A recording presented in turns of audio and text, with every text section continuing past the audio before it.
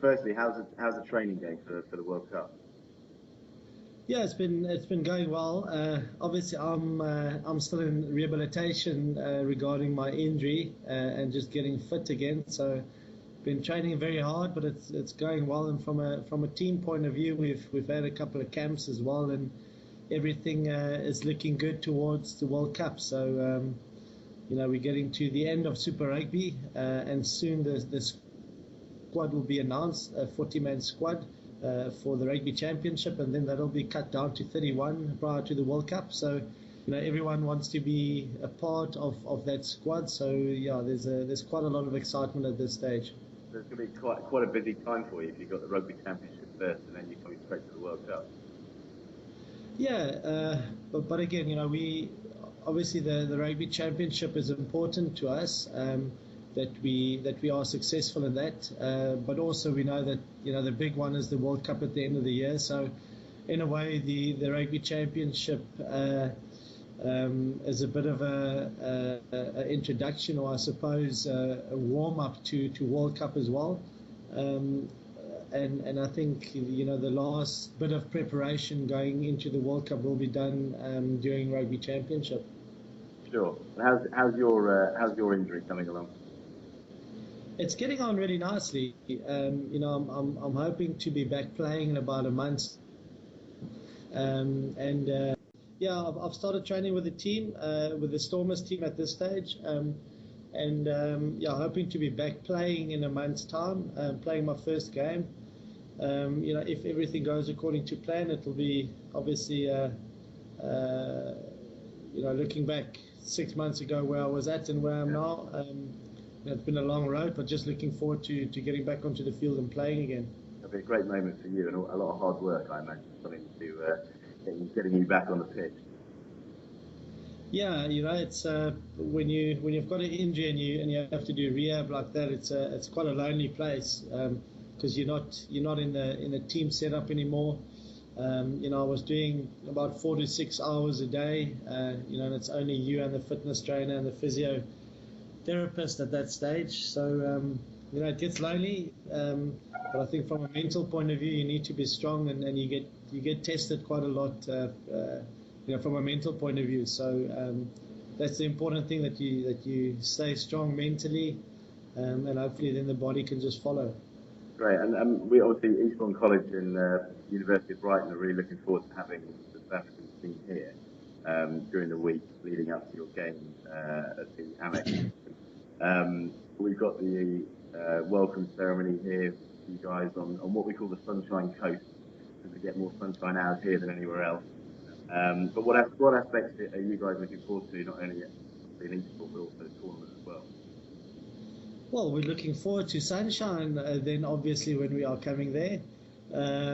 But also, it's I think one of the great things of being a professional rugby player is that you travel all around the world and you get to see new places. And I mean, I've been playing professionally now for 15 years, and I've been to quite a few places, but I've never been there. So it's quite exciting to explore a bit, go to new places, meet new people, and at the end of the day, I think rugby gives you the opportunity to, like I said, travel the world, but also to meet new people and make new friends. And for us, that's important. We'll try and do as much as we can during the week, and hopefully become part of the community, and hopefully get a little bit more support there.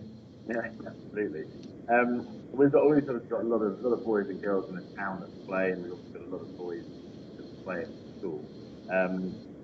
For those that are trying to make it at the top, trying to make it professionally, we've been quite fortunate to have a couple of boys recently playing in the England under-20s and 17. What sort of qualities do you think it takes to play at the top?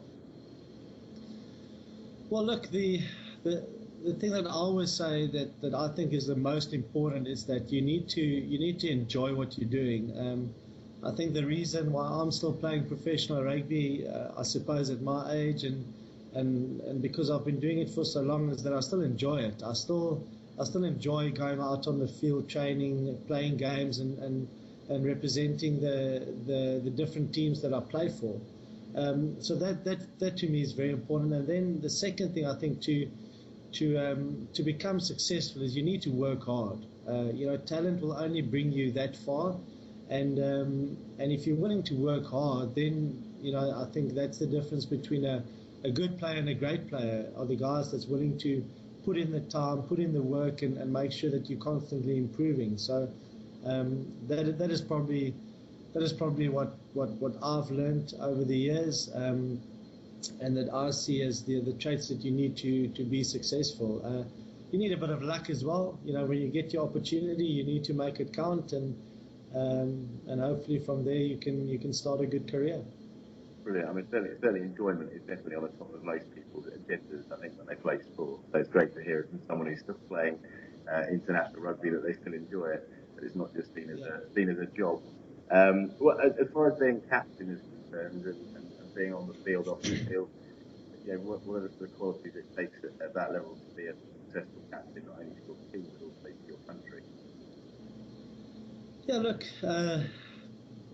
I've been fortunate to have been involved with the Springboks for a very long time, and now for the last 4 years or 3-4 years, I've been the captain. So I think I was lucky in a way that I knew what it took to be a captain, because I've been I've seen the previous captains, how they've done it and what they need to go through, and when I got the job, certainly a lot changed.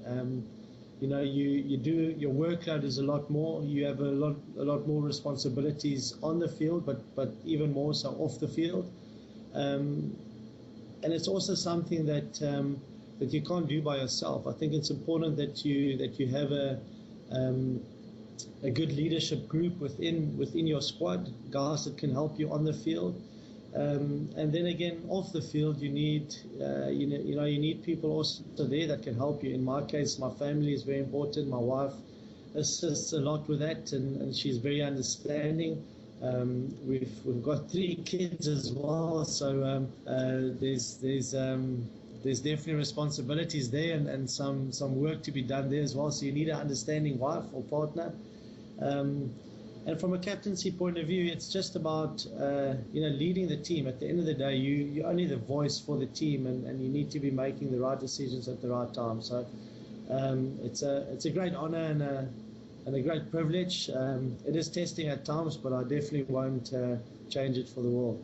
There's obviously a good support network around you now is important. What were some of the key the markers for you being successful from when you were younger? Is it some of the coaches, some of the people you're surrounded by, the setup? Yeah, those support structures are so important, and I was very fortunate that I first of all grew up in a house where rugby was sort of always relevant, I suppose. My dad also represented Western Province, and since I can remember, I sort of always had a rugby ball in my hand. But the opportunities that they gave me, my parents, the support that they gave me,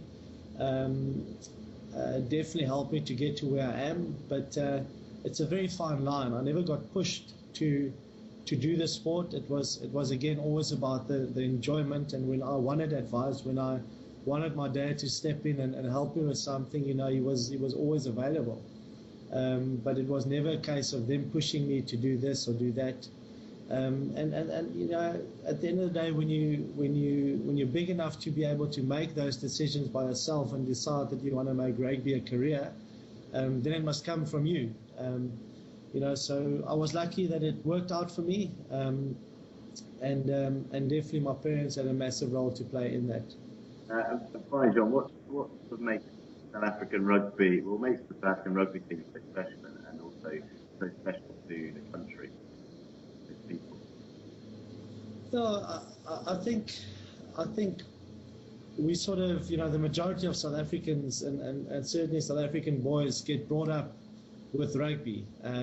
Rugby being something that you watch on weekends, you play at school. Your dad watches rugby, your mom watches rugby, and it's sort of part of our lifestyle. So I think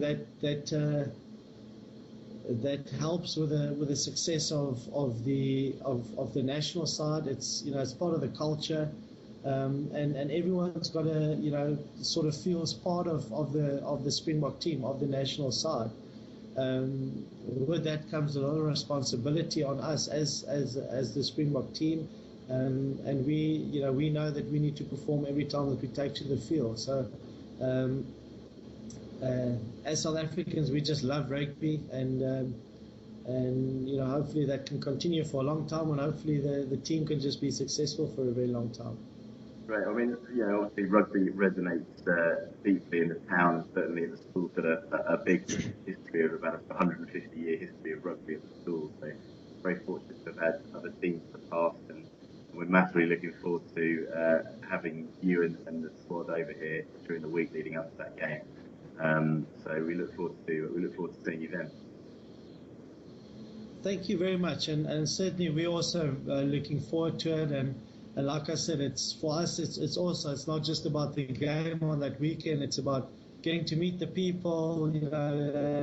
Hopefully making a change in the community there, and sort of helping wherever we can. So really looking forward to it, and can't wait to get to England.